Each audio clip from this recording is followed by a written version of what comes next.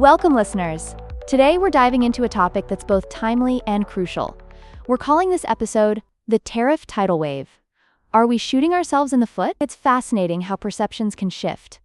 For example, many people, myself included, once thought Trump was a savvy businessman. But then, when he took office and began imposing hefty tariffs on countries like China, it felt like witnessing a train wreck in slow motion.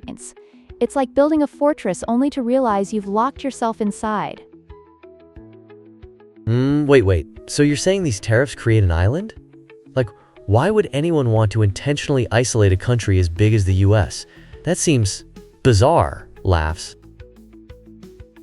Exactly. It's a significant miscalculation. High tariffs effectively make negotiations incredibly difficult. Think about it like this. If you overpriced a car at a dealership and then lowered the price later, wouldn't that confuse the buyer? Now, for a car salesman, that's complicated. But for the president of a major global economy, that's like heading into a chess match without a strategy. So you're saying those tariffs could create a domino effect? Like, everything went haywire in the early days of the pandemic? I remember entering stores and seeing empty shelves. It was like a bizarre scavenger hunt for toilet paper.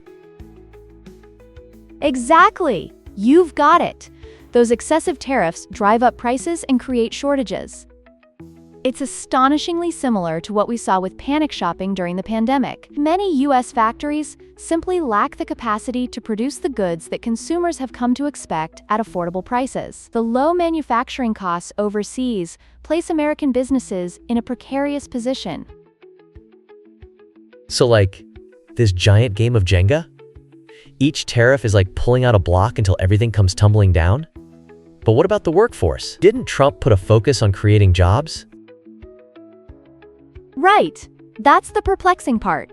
His immigration policies and trade barriers are effectively squeezing skilled labor out of the equation. It's almost like building a house but leaving the door wide open for rain to get in. The US desperately needs skilled and affordable labor for growth.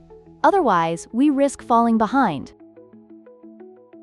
But wait, doesn't this sound like we're provoking a global smackdown? If China's gearing up for a trade conflict, aren't we kind of asking for a rivalry? Like, what happens next?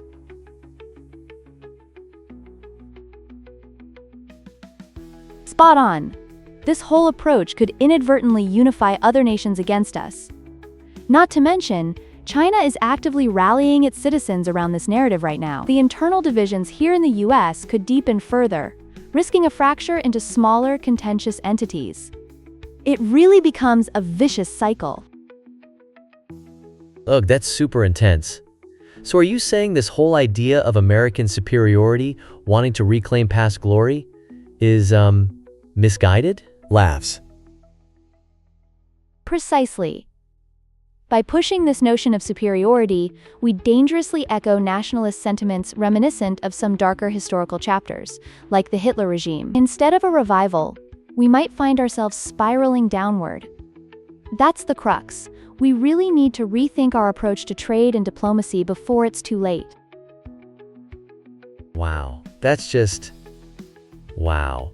So what's the first step towards changing this narrative? Because, if we keep going this way, what's going to change?